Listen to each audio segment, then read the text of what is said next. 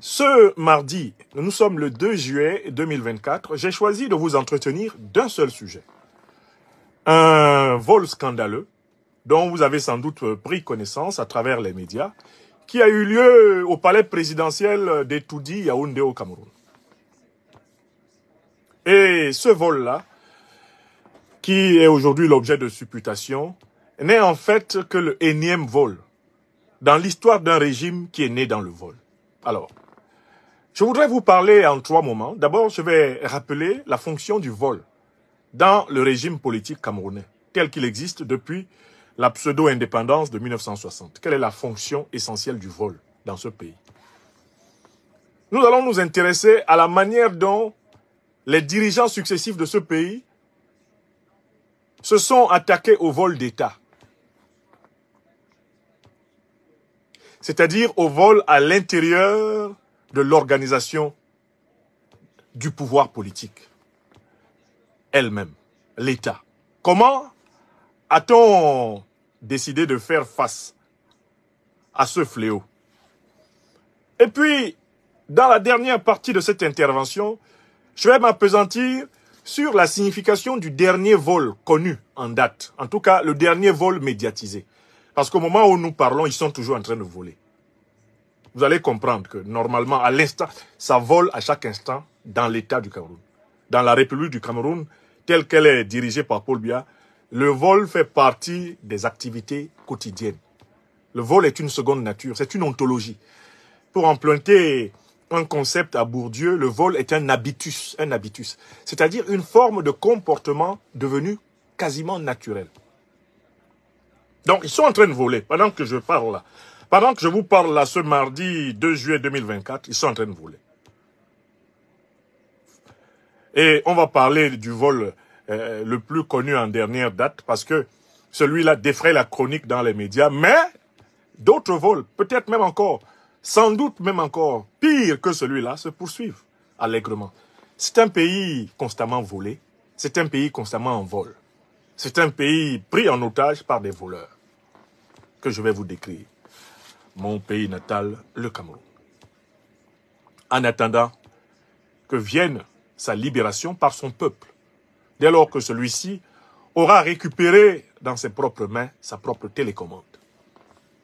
À l'instar du peuple kényan, du peuple malien, du peuple burkinabé, ou du peuple du Niger. Donc, sans plus tarder, essayons de nous intéresser à l'histoire du vol dans ce pays.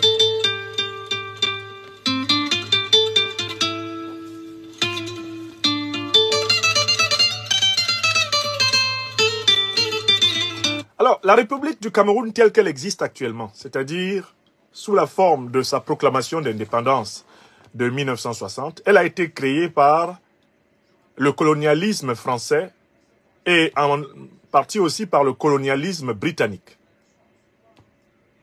Elle est issue de la cuisse du colonialisme français et du colonialisme britannique. Mais qu'est-ce que c'est que le colonialisme? C'est un système consistant en l'exploitation par la violence, la ruse, le mensonge, le pseudo-droit des richesses des colonisés par les colonisateurs. Qu'est-ce que c'est que le colonialisme? C'est un système de pillage des terres d'autrui par une puissance étrangère. Donc, en fait, on pourrait également dire que le colonialisme, c'est essentiellement du vol. Tous les colons sont des voleurs, sans exception. Pourquoi? Parce que l'acte colonial consiste à exproprier les peuples propriétaires de leurs terres, propriétaires de leurs plantations, propriétaires de leurs mines, propriétaires de leurs bois, de leur or, de leur uranium, de leur manganèse, de leur pétrole, de leur gaz, de leur lithium, propriétaires de leur coltan, propriétaires de leurs diamants.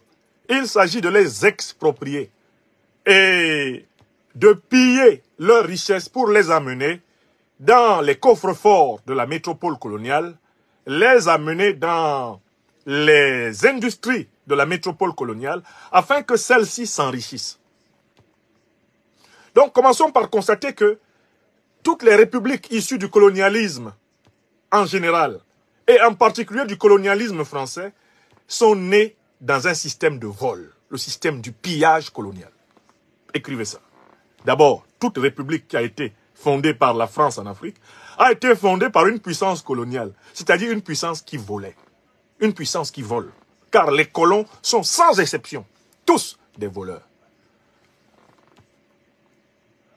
Si vous n'avez pas compris ça, vous ne pouvez pas comprendre pourquoi ça va continuer. Vous ne pouvez pas comprendre pourquoi le vol occupe une place aussi essentielle dans les républiques issues du colonialisme en Afrique. C'est que le colonialisme lui-même, c'est du vol. Il ramasse le bois, il ramasse l'or, il ramasse le pétrole, il ramasse le diamant, il ramasse l'uranium, il ramasse le coltan, il ramasse le gaz, il ramasse le manganèse, il ramasse l'aluminium, il ramasse le lithium. Ils amènent ça chez eux. Ils mettent ça dans leur coffre-fort, ils mettent ça dans leurs industries. Avec cela, ils produisent des produits finis qu'ils revendent 10, 20, 30, 40, parfois même 100 fois plus cher aux Africains. Vous ne comprendrez jamais le problème de la haute corruption des républiques issues du colonialisme si vous oubliez que le colonialisme lui-même, c'est la corruption sous sa forme outrancière. Les colons sont tous des voleurs. Les colons d'avant, les colons d'aujourd'hui et ceux de demain, tous, sans exception, ce sont des voleurs. Alors, bien sûr, pendant les périodes coloniales, on va déguiser ce vol, ce pillage total, on va le déguiser sous les formes apparentes du droit. Les De Gaulle vont ériger des lois cadres, ils vont instaurer un droit colonial, ils vont instaurer des tribunaux coloniaux, des administrateurs des colonies, des gouverneurs de colonies. Tous ces gens-là, ce sont des voleurs. Chaque fois que vous verrez dans les livres d'histoire, les casques blancs des colons, s'agissait qu'il s'agit des voleurs. Vous voyez un colon, et vous pouvez écrire juste à côté, voleur. Colon égale voleur. Quelles sont les pratiques coloniales bien connues? D'abord, la capture des êtres humains. N'est-ce pas? Vous aurez remarqué que les colons vont soumettre des millions d'êtres humains en Afrique aux travaux forcés. On les capture. On les amène de force travailler dans des plantations, travailler dans des mines. On les amène travailler comme porteurs. Ils transportent même le colon à travers la forêt, la savane africaine. Parce que le colon ne peut pas marcher lui-même. Vous avez tellement d'images de ces colons assis sur les épaules des nègres. Et ils utilisent les colonisés pour coloniser d'autres colonisés. Les Africains doivent savoir que au milieu du 19e siècle, la création du corps des tirailleurs sénégalais avait pour but, pour fonction initiale, de former une armée d'Africains qui servirait à la poursuite de l'expansion coloniale de la France en Afrique. Les tirailleurs sénégalais à l'origine, ce sont des Noirs africains qui sont utilisés pour coloniser les Noirs au profit de la France. Donc le colon est un voleur de corps, il vole ton corps.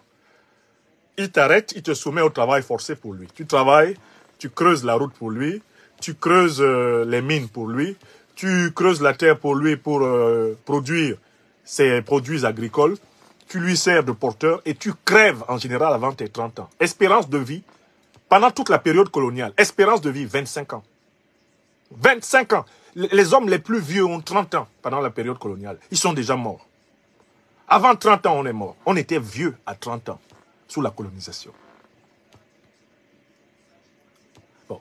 Le Cameroun que vous voyez là, c'est un pays qui a donc été conçu dans sa forme actuelle par la puissance coloniale britannique qui pillait ce qu'on appelle à cette époque-là le Cameroun britannique, correspondant aux actuelles régions du nord-ouest et du sud-ouest globalement. Et de l'autre côté, le colon français qui pillait les 8 autres régions du Cameroun actuel. Je dis bien, il pillait. Alors, lorsque, sous la pression des luttes d'indépendance, de la résistance populaire et de l'accélération de l'histoire du monde, les colons blancs français doivent se retirer, ils décident d'éliminer partout, autant que possible, ceux qui veulent exercer une souveraineté totale du peuple africain sur ses terres, sur ses institutions, sur sa monnaie, sur sa défense. Dans le cas de mon pays natal, le Cameroun, l'armée française va organiser une guerre d'extermination du mouvement indépendantiste de l'Union des populations du Cameroun. Et vous entendiez Djalali Long chanter le Bodol.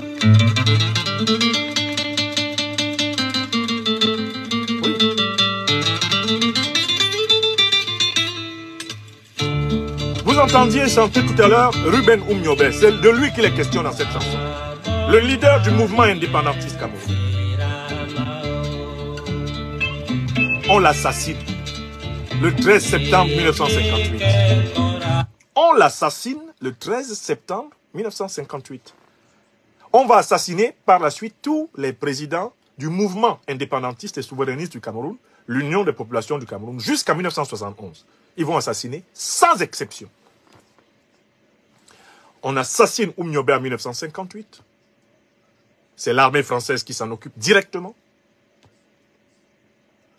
On assassine le successeur de Oumniobé à la tête de l'UPC en 1960, en novembre. Cela se passe exactement. Cela se passe exactement dans un bar, dans une brasserie, eh bien à Genève, en Suisse. On envoie un espion des renseignements généraux français qui s'appelle William Bechtel, qui va lui mettre du thallium dans son verre de Ricard pour le tuer. Il est assassiné. Après lui, prend le pouvoir à la tête du mouvement indépendantiste camerounais le professeur Ernest Ouandié, qui va mener aux côtés de centaines de milliers de Camerounais la lutte de résistance jusqu'à être capturé en 1970 et exécuté publiquement à Bafoussam par l'armée néocoloniale d'Ahidjo. Paul Biya étant l'un de ses principaux collaborateurs. Ouandié est assassiné publiquement à Bafoussam le 15 janvier 1971. Toute la lignée des hommes et des femmes politiques camerounais qui revendiquaient l'indépendance totale du Cameroun, c'est-à-dire la liberté du peuple camerounais de choisir ses dirigeants, de choisir sa monnaie, de diriger son armée, de bâtir sa culture politique, d'assumer pleinement sa souveraineté, vont être systématiquement traqués et assassinés. On va imposer à la tête du Cameroun des Camerounais qui ne veulent pas de l'indépendance totale du Cameroun. Bref, des Camerounais qui vont donc, si vous m'avez bien compris, des Camerounais qui vont prolonger le vol colonial des richesses du Cameroun. Qui sont ces Camerounais?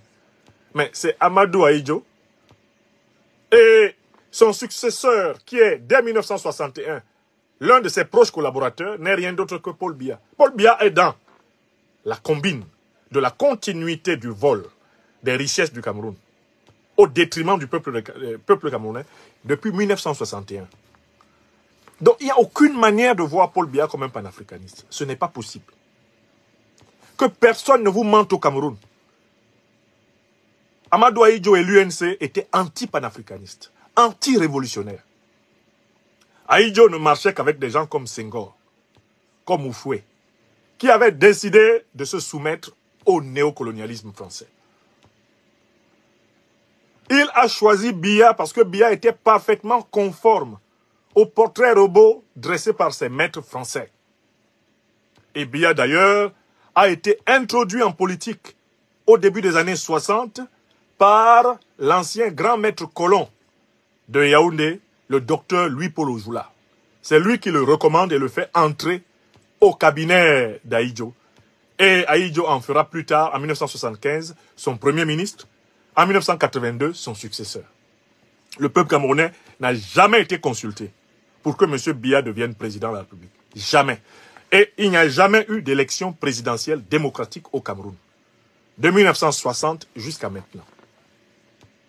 Donc, vous devez comprendre qu'à l'origine, le Cameroun est créé par le colon. Donc, c'est un pays volé qui a été créé et fondé dans sa forme républicaine actuelle par des voleurs, les colons français et britanniques.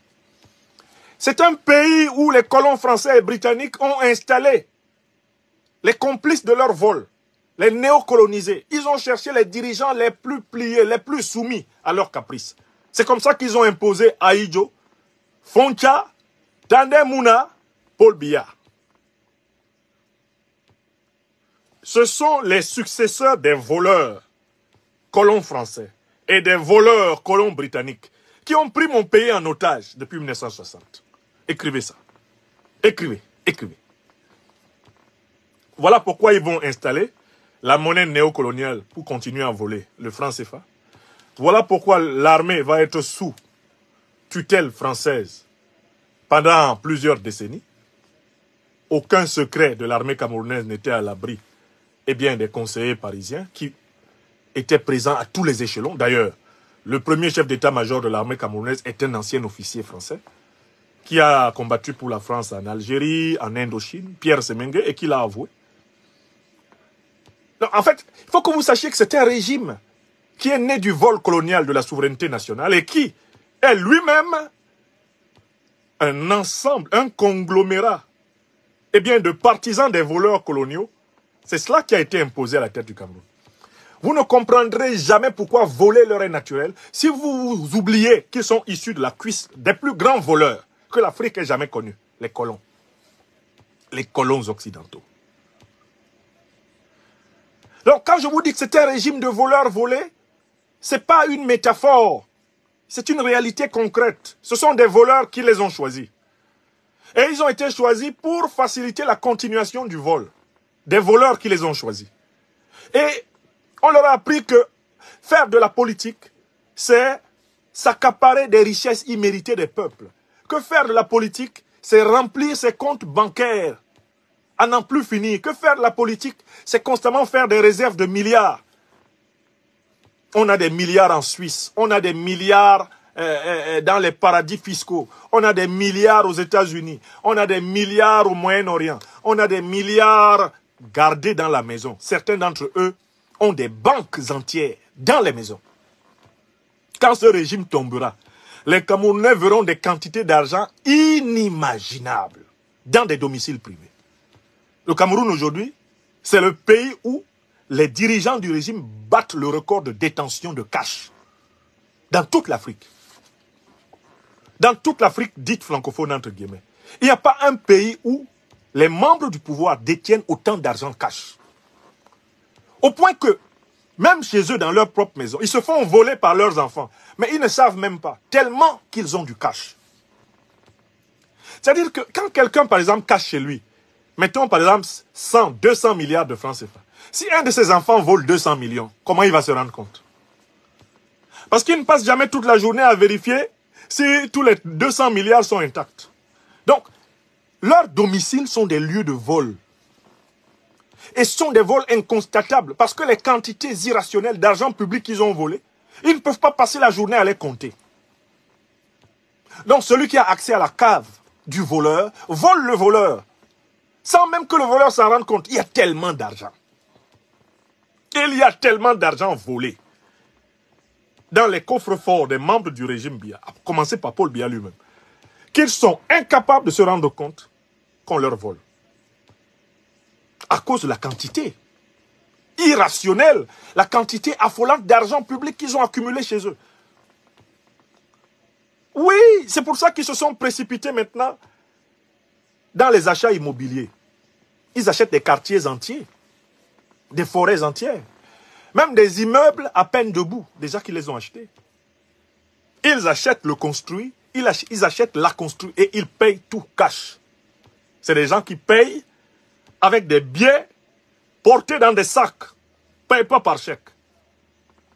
Ils ne payent pas par chèque. Ils sont en train de placer cet argent dans la pierre. Ils sont en train de placer cet argent dans des affaires qui ne rapportent rien, mais à condition que l'argent devienne quelque chose. Parce qu'ils n'ont plus de place à la maison pour le cacher. Certains sont allés dans leur village. Ils ont construit des maisons avec des caches spéciales. On leur vole l'argent là-bas. Leur famille leur vole l'argent là-bas. Leurs enfants leur volent l'argent là-bas. Leurs beaux frères, leurs belles-filles leur volent l'argent là-bas. Ils n'en peuvent plus. Ils ont tellement volé qu'ils ne peuvent plus contrôler cela. Mais ce vol que vous voyez, qui est au cœur de la société et de l'élite politique camerounaise en particulier, c'est un vol qui n'est que la photocopie du vol colonial. Est-ce que les colons ont jamais été rassasiés? Vous avez observé que les colons ne sont jamais rassasiés? On est obligé de les chasser pour qu'ils arrêtent de voler. Le colon ne décide jamais lui-même de décoloniser. Le colon ne décide jamais lui-même d'arrêter de voler. On le chasse toujours. On lui dit toujours, maintenant tu dégages. Parce que le colon est un voleur obsessionnel. C'est un voleur compulsif. Et les Africains qui ont été choisis et imposés à la tête de l'Afrique par les puissances coloniales sont des voleurs obsessionnels, des voleurs compulsifs. Ils volent pour vivre. Descartes disait, je pense donc je suis. Les dirigeants de la France-Afrique, les produits du colonialisme français en Afrique, du néocolonialisme français en Afrique, eux, ils ont un autre cogito. En latin, cogitare veut dire penser.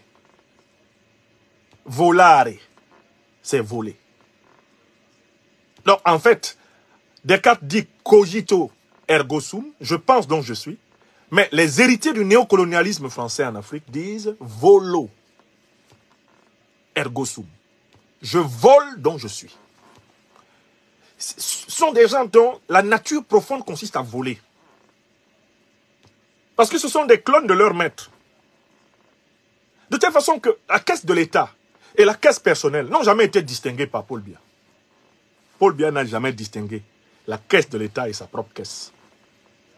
Et ceux qui marchent avec lui là ne distinguent pas leur propre poche et les fonds publics. Il y a entre leur poche et les fonds publics, il y a entre leur poche et les fonds publics une porosité permanente. Leur main va sans cesse dans la caisse. Leur main va sans cesse dans la caisse de l'État. Chez eux, c'est un réflexe. C'est une manière de vivre. Ils volent pour exister. Quand ils se lèvent le matin, ils n'ont qu'une seule question qui les turlupine. Comment bien voler aujourd'hui? Il faut que vous compreniez que ça vient de leur ADN. Ils sont issus de la cuisse du colon. Le colon est un voleur. Et les collaborateurs du colon sont des apprentis voleurs, des compagnons voleurs, et progressivement, ils deviennent des maîtres voleurs. Et ça, c'était le premier moment de ma démonstration. Tout régime politique africain qui a été imposé par des colons à la tête d'un pays africain est un régime de voleurs. C'est le cas du régime de l'UNC, RDPC, au Cameroun. C'est un régime issu de la colonialité, de la néocolonialité. C'est un régime qui a le vol chevillé au corps. C'est un régime de voleurs. C'est une volocratie. C'est une kleptocratie. En grec, kleptos, le voleur. Kratos, krasia, le pouvoir. C'est une kleptocratie. Nous avons une oligarchie de kleptomanes, de kleptocrates. Des gens qui volent pour exister, qui volent parce que voler, c'est la nature même de leur pouvoir. Maintenant, entrons dans la deuxième partie de notre analyse. Parce que je ne suis pas encore arrivé au dernier grand vol dont on a parlé. J'essaye d'abord de vous faire comprendre où nous sommes au Cameroun. Bon, ok. Deuxième partie de mon analyse.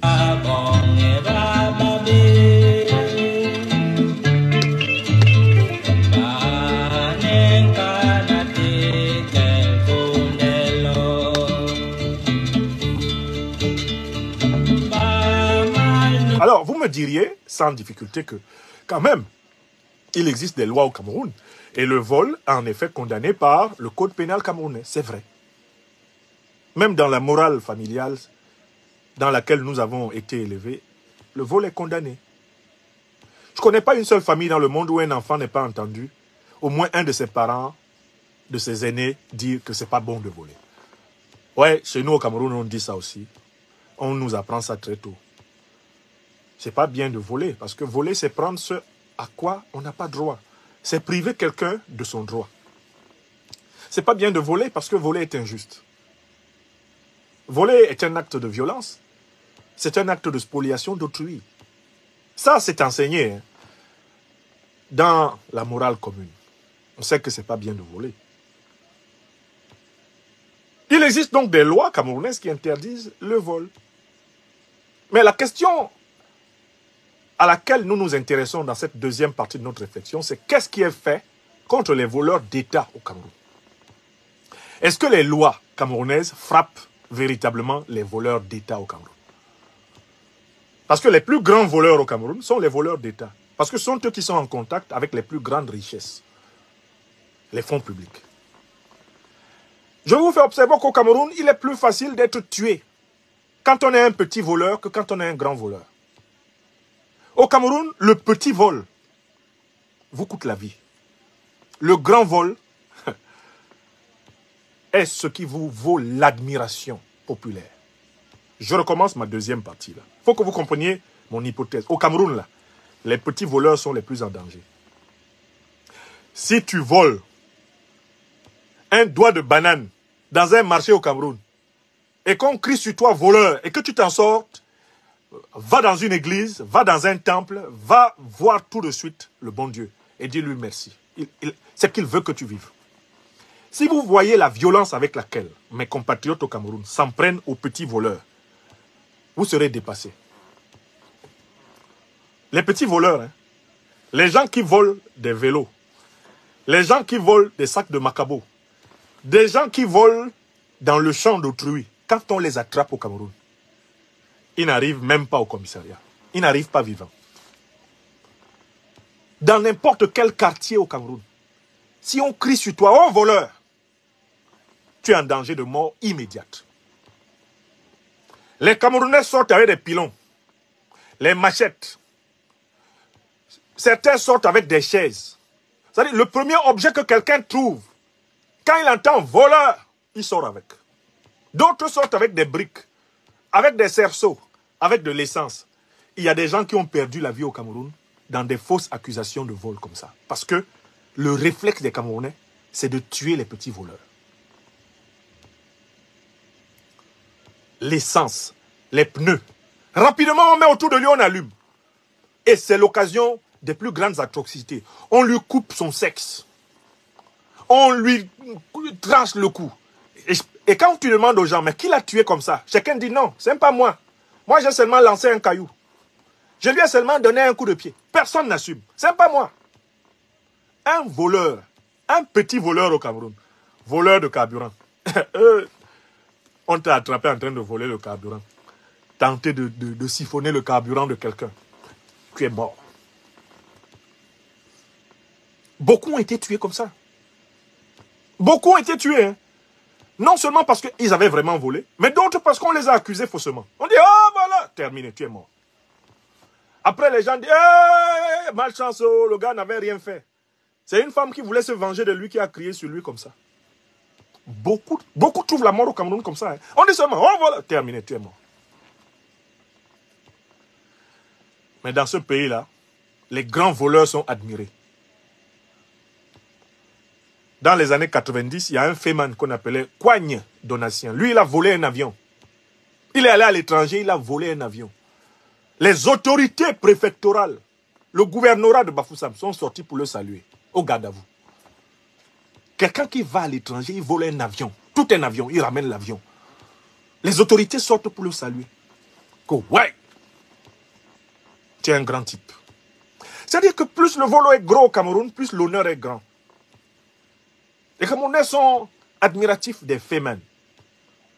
Les gens qui reviennent avec des grosses cylindrées au pays. Tu leur demandes comment ils les ont eu, ils ne peuvent pas expliquer. Le gars revient, il possède des centaines de millions de CFA. Tu lui demandes comment il a eu, il ne peut pas expliquer. Les Camerounais l'admirent. On dit voilà les vrais gens. Et Niamsi, quand ils reviennent ici, c'est toujours pour avoir des livres de philo dans leur valise. Est-ce qu'on mange ça? Oui! Au Cameroun, les grands voleurs sont admirés.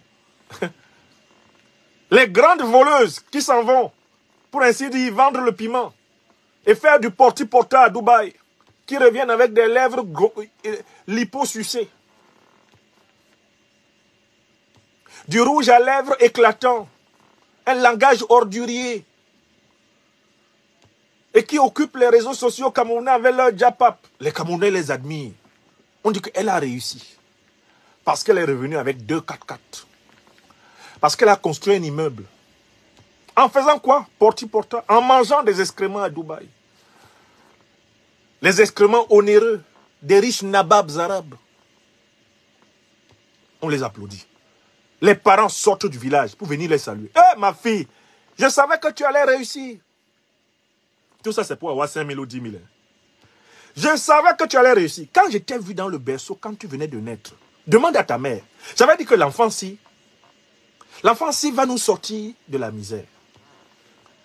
La fille est allée coucher avec tous les voyous pervers du Moyen-Orient pendant pratiquement 3 ans. Elle revient avec l'argent.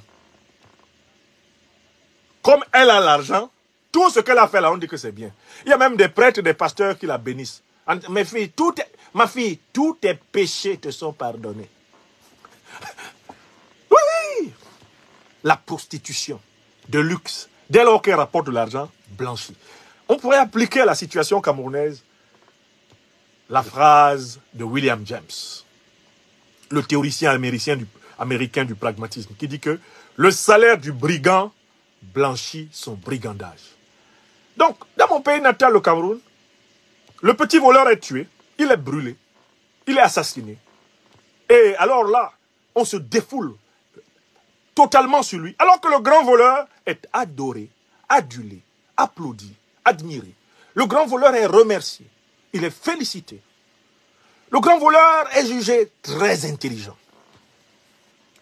On a presque envie de lui demander d'ouvrir une université pour enseigner les techniques de la fémania. Oui!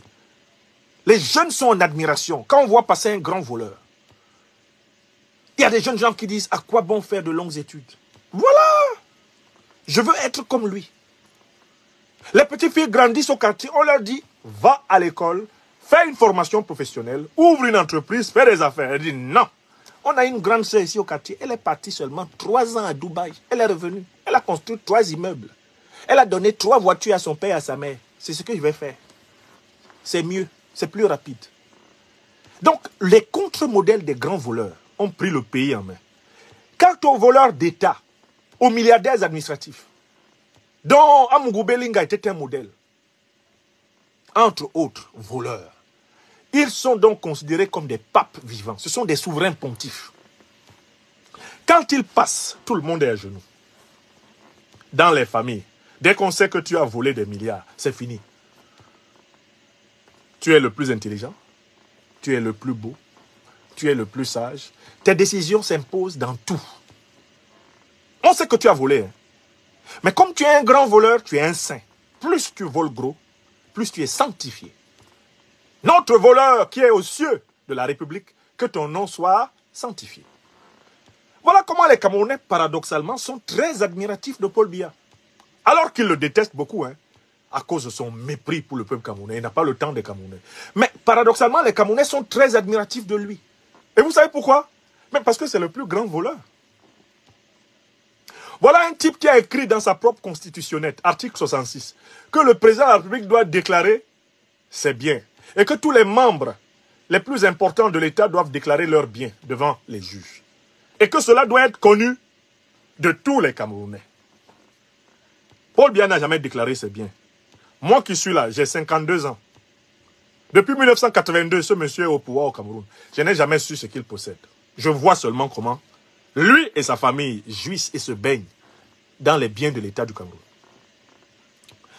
Les premiers ministres de Paul Biya, les ministres d'État de Paul Biya, personne ne déclare ses biens. Personne ne déclare ses biens. Les Camerounais ne savent pas ce qu'ils possèdent. Les Camerounais voient seulement qu'ils possèdent tous les jours, toujours un peu plus. On dit, ça appartient à qui? On dit, c'est eux. Maintenant, il y a une expression au Cameroun, c'est eux. Eux. Quand on vous dit que ça, là, c'est eux, c'est-à-dire que ce sont les gens du régime qui, entre eux, possèdent les biens de l'État et qui font des biens de l'État leurs biens personnels. Il n'y a pas de limite. C'est eux, c'est entre eux. Les gens d'en haut. Donc, la constitution du Cameroun, les lois camerounaises interdisent le vol. Mais on ne peut pas empêcher les grands voleurs de voler parce que ce sont les grands voleurs qui détiennent l'État. Par conséquent, au Cameroun, la lutte anticorruption est un outil utilisé par le plus grand des voleurs pour combattre ces acolytes voleurs qui, à l'occasion de leur vol, croient qu'ils peuvent prendre sa place. Je recommence. Quelle est la fonction de la lutte anticorruption au Cameroun? Elle n'a pas pour but de mettre fin au vol d'État, puisque c'est un voleur en chef qui est le chef de l'État. C'est un homme qui n'a jamais déclaré sa fortune réelle devant les Camerounais. C'est lui qui est le chef de l'État. Donc, en fait, c'est le chef voleur. Comme je l'ai appelé Ali Baba Paul Biya. C'est lui qui est à la tête du pays, n'est-ce pas? Ok. Quand donc il faut appliquer les lois contre le vol, lui, il les applique uniquement dans un sens qui permet de renforcer son vol à lui. Et il arrête essentiellement des voleurs qui, parce qu'ils ont beaucoup volé, ont cru qu'ils peuvent le remplacer. Donc la lutte anticorruption au Cameroun est essentiellement orientée vers la chasse aux voleurs qui ambitionnent de remplacer le grand voleur. C'est une variante d'ajustement structurel du régime, une variante de renforcement du régime, la lutte anticorruption. Et tout a commencé dans les années 60, quand Ahidjo, président de la République du Cameroun imposé par la France coloniale, Ahidjo a retiré la traque des voleurs à la justice et a confié la traque des voleurs au pouvoir exécutif. Dans un pays normal, il doit y avoir une séparation entre les pouvoirs exécutifs, législatifs et judiciaires. Au début des années 60, il était question que ce soit la justice qui poursuive les voleurs, quels qu'ils soient. Ahidjo va créer une inspection générale de l'État au milieu des années 60, qui va être chargée de poursuivre les voleurs. C'est-à-dire que l'exécutif va cumuler les fonctions judiciaires avec ses fonctions exécutives. À partir de là, la lutte contre les voleurs étant l'apanage de l'exécutif, c'est un couteau utilisé par celui qui détient le pouvoir politique contre ses rivaux internes. Ce que Paul Biya appelle par la suite l'opération épervier, ce qu'il appelle par la suite, eh bien, la lutte contre la corruption, ce n'est rien d'autre qu'un outil interne au pouvoir exécutif camerounais pour régler les comptes à ses cadets internes qui ambitionnent d'occuper la place principale du chef, celle du chef voleur, le chef de l'État. La lutte anticorruption au Cameroun est essentiellement un moyen pour Paul Biya d'avoir la possibilité de punir ceux de ses adjoints qui, ayant beaucoup volé, veulent sa place. C'est ce qui est arrivé par exemple avec l'épisode dit du G11. Le groupe de ces membres du régime, mais maintenant on parle de la CONAC, Commission nationale anticorruption. Mais la CONAC, comme l'opération anti-épervier, l'opération épervier, comme l'inspection générale de l'État, tout ça c'est l'exécutif qui prétend se contrôler lui-même. Depuis quand le pouvoir exécutif peut faire justice sur lui-même? Où est-ce que vous avez vu quelqu'un retourner le couteau du pouvoir exécutif qu'il détient contre lui-même? Jamais. Donc au Cameroun, la lutte anticorruption est essentiellement un moyen de régulation de l'équilibre intérieur du régime au pouvoir. C'est le cas depuis Ahidjo, le créateur de l'inspection générale de l'État. Et c'est cette continuité de l'autocontrôle de l'exécutif que Biya a mise en place et qui lui permet d'éliminer sans cesse, parmi les voleurs qui l'entourent, ceux qui aimeraient lui succéder. Le groupe du G11, avec les Ababa Polika, les Mebengo et consorts, tous ces gens-là qui, en très bonne partie, sont en prison aujourd'hui. Ils ont été arrêtés non pas parce qu'ils volent plus que Paul Biya, mais parce que dans leur vol, ils ont été visités par l'idée de le remplacer. Parce qu'à un moment donné, ils ont estimé que Paul Biya était croulant et qu'il fallait que leur oligarchie de voleurs soit renouvelée en interne. Alors, il les a arrêtés. Et ce n'était pas difficile pour lui d'établir qu'ils ont volé. Parce que, en fait, quand il te nomme, c'est pour que tu voles. Mais il met toujours à tes côtés quelqu'un qui rédige des rapports sur tes vols. De telle façon que le jour où tu dégames contre lui, il sort seulement un rapport. Et il te met en prison. Vous comprenez? Donc en fait, Paul Biya, quand il nomme quelqu'un sur un gros poste, il sait que cette personne va voler. Et il veille à avoir des rapports sur les vols de cette personne. Tant que cette personne vole d'une manière compatible avec le renforcement de son pouvoir, Paul Biya ne dit rien. Mais quand il apprend que cette personne, ayant tellement volé, se met à croire qu'elle peut remplacer le plus grand voleur qu'il est lui-même, alors là, il actionne la lutte anticorruption contre cette personne. Il faut que vous compreniez cela. La lutte anticorruption au Cameroun n'est rien d'autre qu'un règlement de compte entre grands voleurs.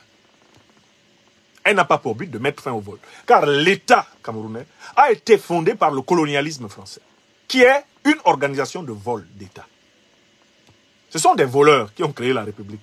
C'est une république de voleurs. Et ils ont choisi dans le pays les Camerounais qui étaient les mieux enclins à continuer ce vol. Et ils les ont imposés à la tête du pays en massacrant plus d'1 million de Camerounais entre 1955 et 1971. Et en assassinant tous les leaders du mouvement indépendantiste, souverainiste authentique du Cameroun. C'est ce qu'ils ont fait. Ce sont des voleurs qui ont créé la République. Ils ont choisi des voleurs pour les mettre à la tête de la République. Et le grand voleur qui est à la tête de la République, qui est Paul Biya, utilise la lutte anticorruption pour punir les petits voleurs qui l'accompagnent. Quand ceux-ci ambitionnent de le remplacer. C'est tout. Tant que tu voles, sans te mêler des affaires du pouvoir de Paul Biya, tu peux durer dans son pouvoir. Quand tu commences à voler beaucoup, il se dit que cet argent que tu accumules, tu risques de l'utiliser pour acheter des armes.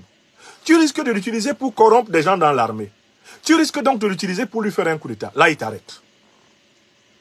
Si tu voles et que tu trouves un moyen pour lui ramener la plus grosse partie du butin que tu as volé, il te garde. C'est un système de voleurs qui gouverne mon pays natal, le Cameroun. Écrivez ça. Et je vous ai expliqué d'où ils viennent. Dis-moi qui t'a imposé la tête du Cameroun, je te dirai qui tu es. Si ce sont des colons qui t'ont imposé la tête du Cameroun, comme les colons sont des voleurs, tu es un héritier des voleurs, tu es un voleur. Énorme longueur, Waworonga. Voilà la nature du pays. Ne venez pas me parler de la lutte anticorruption, où le pouvoir exécutif est supposé se poursuivre lui-même. Ce n'est pas une lutte anticorruption. Dans une véritable lutte anticorruption, il y a séparation des pouvoirs. C'est-à-dire que normalement, les juges devaient, depuis très longtemps, convoquer Biya devant la haute cour de justice pour haute trahison. Parce que depuis longtemps, il n'a jamais déclaré publiquement ses biens. Il n'a jamais avoué aux Camerounais de quoi est constituée sa fortune et comment elle se justifie. Ses principaux collaborateurs ne le font pas non plus. Ces gens-là, tous sont passibles de la haute cour de justice. Ils sont passibles de haute trahison. Mais c'est parce qu'il n'y a pas de séparation entre l'exécutif, le judiciaire et le législatif au Cameroun que les voleurs d'État et le chef des voleurs d'État, Paul Biya, chef de l'État du Cameroun, sont tranquilles. Ils peuvent continuer. Ils ont roue libre pour voler. Parce que c'est un voleur qui est à la tête de l'État. C'est le plus grand des voleurs. Il ne punit que ceux des petits voleurs qui l'entourent, qui ont l'ambition de le remplacer, c'est-à-dire de voler à sa place. Voilà. Et la deuxième partie de cette démonstration est arrivée à sa fin. Vous avez compris, issu du colonialisme, qui est une organisation de voleurs internationaux, la République du Cameroun a à sa tête un chef d'État qui est un grand voleur. Et sa lutte anticorruption n'est rien d'autre qu'une manière de punir ceux de ses collaborateurs qui volent tellement qu'ils ambitionnent de le remplacer. Est-ce que c'est clair pour tout le monde? Si ça c'est clair, on peut passer à la troisième et dernière partie. On va donc analyser le dernier vol en date. Le vol au palais présidentiel.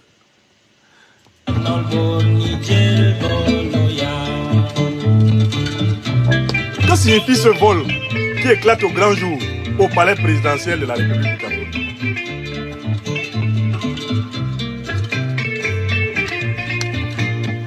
Troisième partie de notre exposé.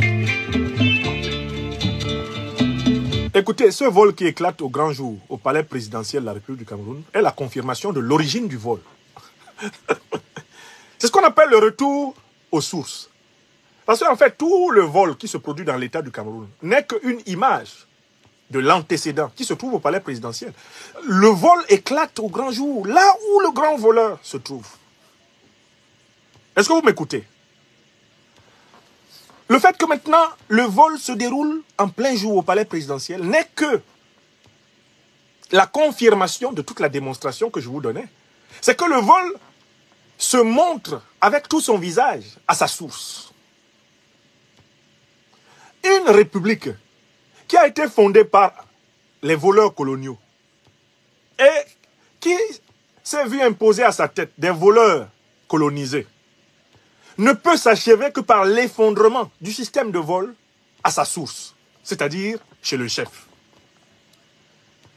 Un proverbe africain dit que le poisson pourrit toujours par sa tête. Si le chef de l'État est un voleur, et si l'État tout entier est un État gouverné par des voleurs, le vol sous sa forme la plus éclatante paraîtra toujours au sommet de l'État. Il finira par se révéler au sommet de l'État, car c'est sa source. C'est son origine. Selon la loi action-réaction, selon la loi du karma, selon la loi du boomerang. Le vol, dès lors qu'il est étatisé, se manifeste sous sa forme suprême chez le chef de l'État. Au siège du chef de l'État. à la présidence de la République. Donc, moi, je ne suis pas surpris que ça vole maintenant à ciel ouvert à la présidence de la République. Pourquoi? Parce que le vol vient de là. Le chef voleur est là.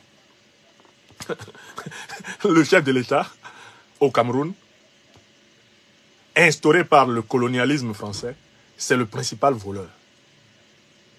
Parce que c'est celui qui détient le plus grand pouvoir sur les caisses de la République et qui se sert de la manière la plus discrétionnaire dans les caisses de la République. C'est le grand voleur. Il est donc tout naturel que le vol éclate pleinement là où il se produit maximalement. Il faut que vous compreniez cela. Alors, au Cameroun, nous sommes habitués à quelque chose.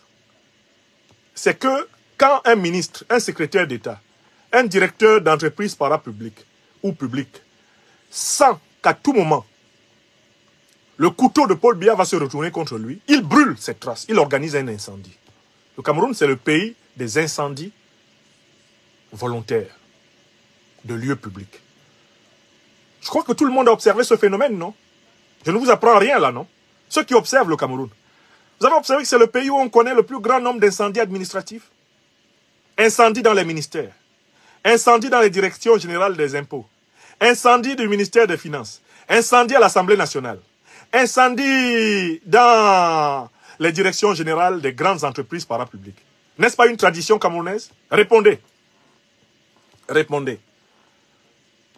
Tout le monde qui a suivi l'actualité du Cameroun ces 40 dernières années sait que le pays d'Afrique francophone où il y a le plus grand nombre d'incendies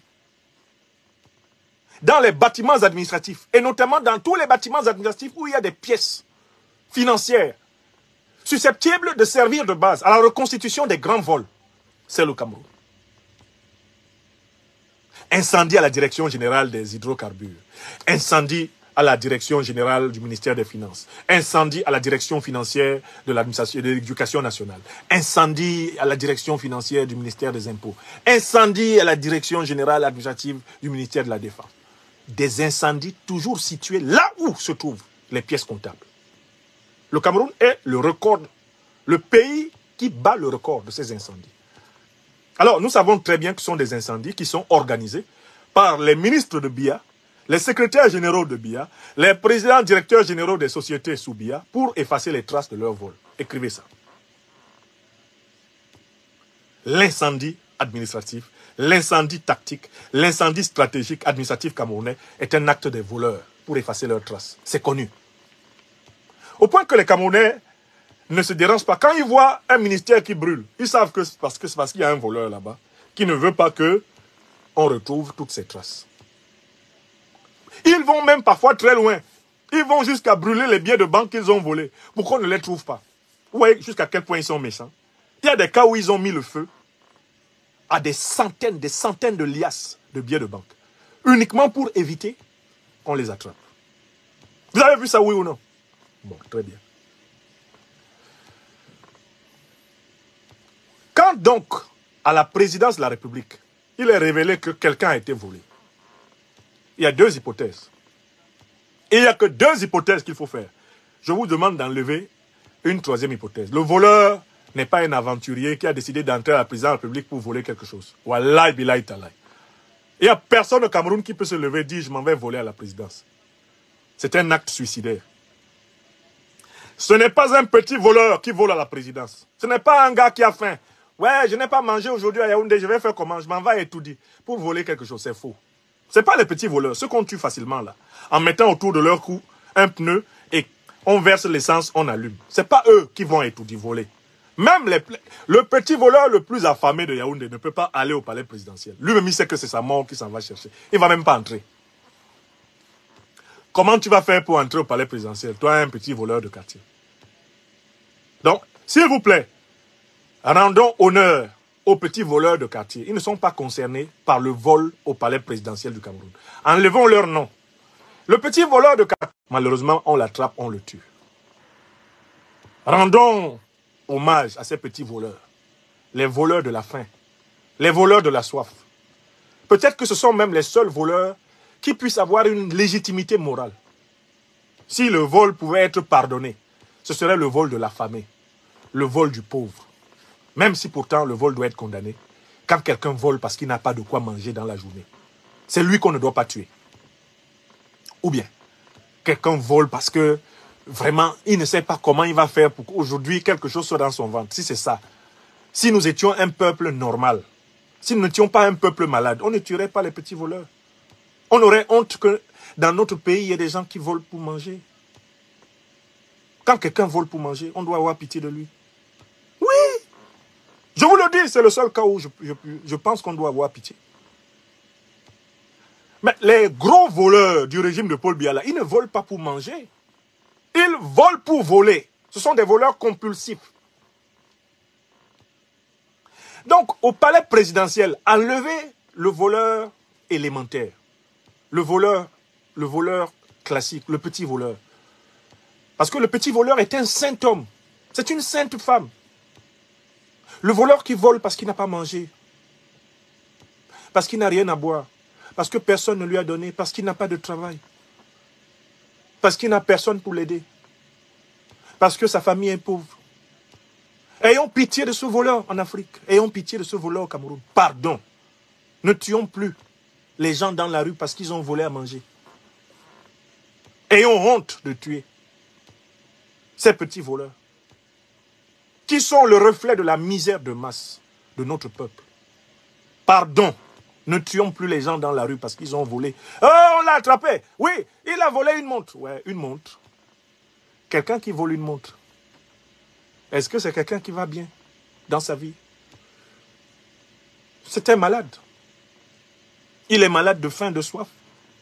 Il est malade, il a besoin de ça pour vivre. On peut le punir, mais jusqu'à le tuer. Alors, mais quelqu'un qui vole des milliards, qui appartiennent à l'État et qui doivent servir à construire des routes, à construire des hôpitaux, à construire des écoles, à construire des universités, à construire des aéroports, qui doivent servir à donner des prestations sociales aux mères de famille. Quelqu'un qui vole ça, quelqu'un qui vole les fonds de retraite. Mon père est mort à 80 ans au Cameroun sans percevoir un franc de sa retraite parce qu'on a volé sa retraite. Plus de 30 ans de travail à la Bata. Ça a été volé. Quelqu'un qui vole ça, voilà, lui c'est un criminel. C'est à lui que les plus hautes peines, voire la peine capitale, doivent pouvoir s'appliquer. Donc, ce sont des grands criminels qui ont volé au palais présidentiel. Ce ne sont pas les voleurs de la faim et de la soif. Maintenant, analysons. On vole dans le bureau du directeur du cabinet civil. Pour aller jusqu'à voler dans le bureau de ce monsieur, qui est l'un des plus puissants de la République. Il faut être quelqu'un de puissant. De moins puissant, aussi puissant que lui. Voilà pourquoi je ne suis pas étonné qu'on accuse le secrétaire général du même palais présidentiel d'avoir organisé le vol dans le bureau du directeur du cabinet civil, puisqu'on sait qu'il y a entre eux des tensions. En tout cas, je n'ai aucune certitude sur celui qui a véritablement volé dans le bureau du directeur de cabinet civil. Mais j'ai une certitude, c'est que le voleur se trouve à la présidence de la République. Le voleur est quelqu'un de puissant à la présidence de la République. Parce que seul quelqu'un de puissant peut oser voler à cet endroit-là. Un petit ne peut pas voler là. Un petit ne peut pas voler là. Si tu voles là, c'est que tu as confiance. C'est que tu crois que tu peux t'en sortir. Même si on se rendait compte que c'est toi.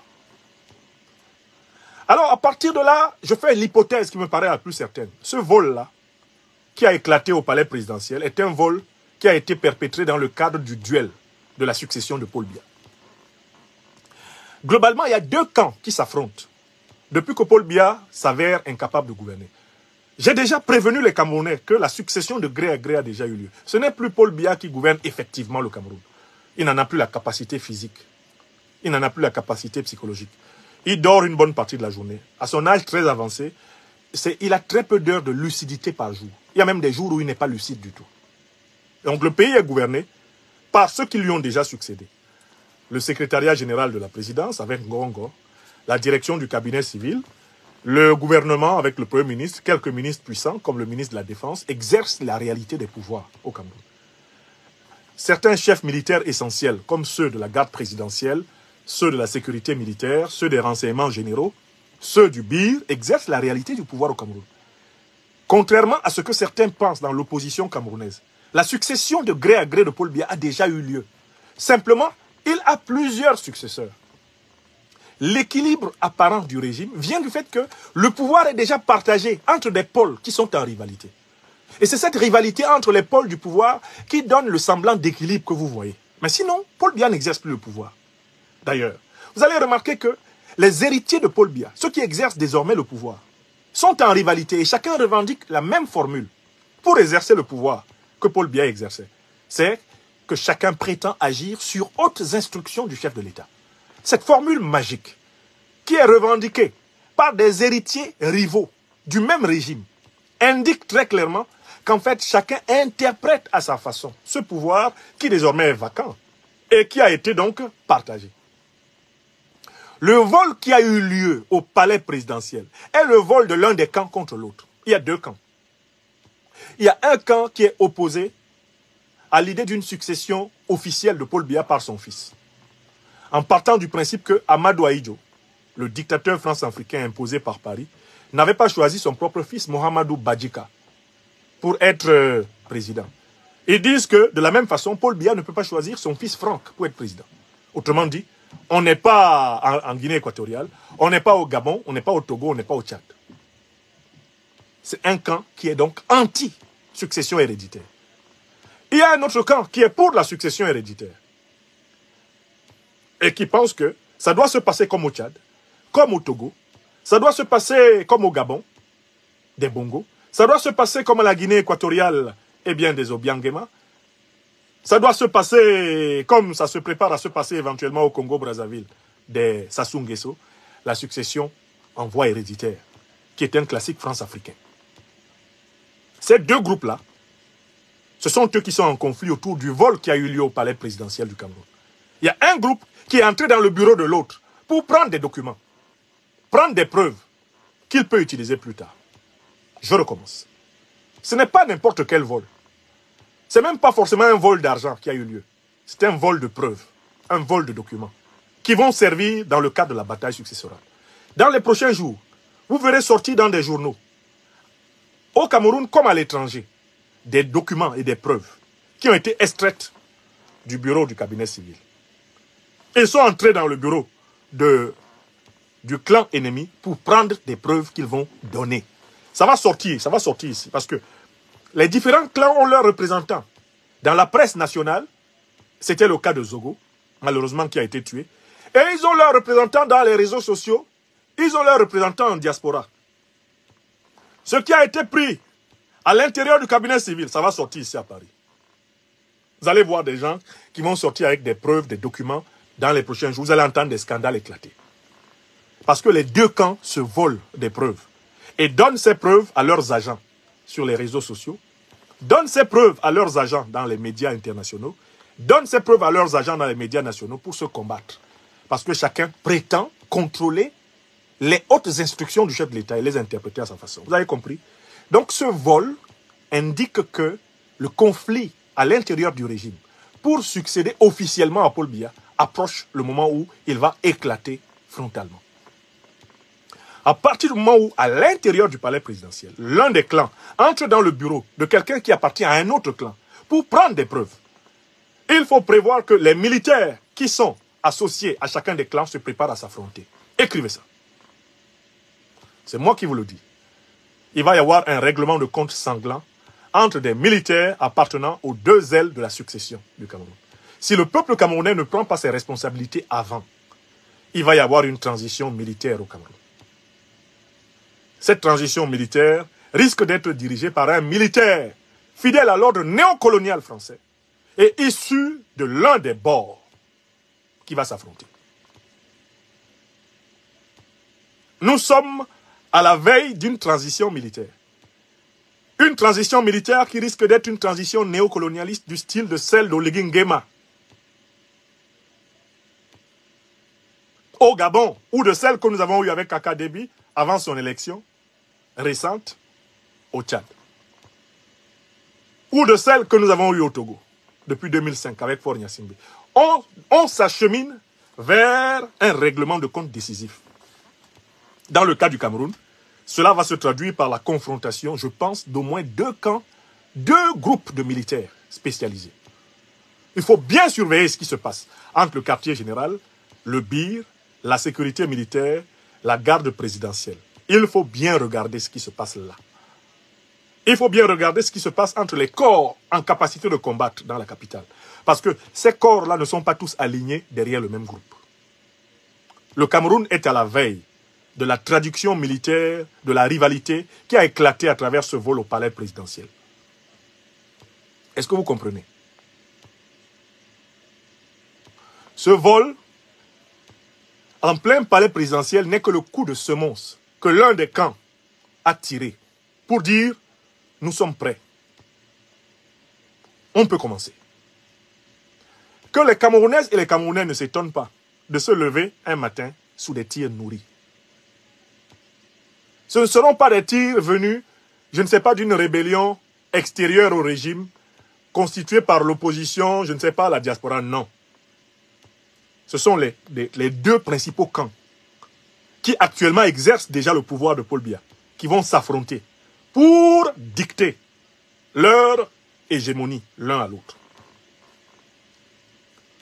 Le seul cas où ça n'aurait pas lieu, c'est celui dans lequel les Camerounais, massivement mobilisés, sortiraient par millions dans les rues du Cameroun pour exiger une véritable transition politique inclusive. La mise en place d'un processus électoral incontestable. L'organisation de véritables élections transparentes, nationales, permettant de voir émerger une classe politique réellement choisie par les Camerounais. C'est le seul cas où ça peut arriver. Or, actuellement, l'état de léthargie dans lequel se trouve notre peuple me laisse penser que le schéma qui risque de s'imposer, c'est un coup d'État néocolonialiste, c'est une transition militaire en faveur d'un héritier du système néocolonial à la tête du Cameroun. Et c'est ce que je voulais dire. Le vol qui a eu lieu au palais présidentiel est un règlement de compte entre les 2 groupes qui interprètent les fameuses hautes instructions du chef de l'État. C'est cela. Et ce genre de choses, ce rapprochement physique entre les 2 équipes en compétition, ce duel, ce mano à mano, va se traduire bientôt par un duel de militaires. J'ai averti le peuple camerounais et je souhaite qu'il y ait une prise de conscience collective et individuelle de la nécessité pour ce peuple de s'assumer, comme tous les peuples révolutionnaires de notre histoire.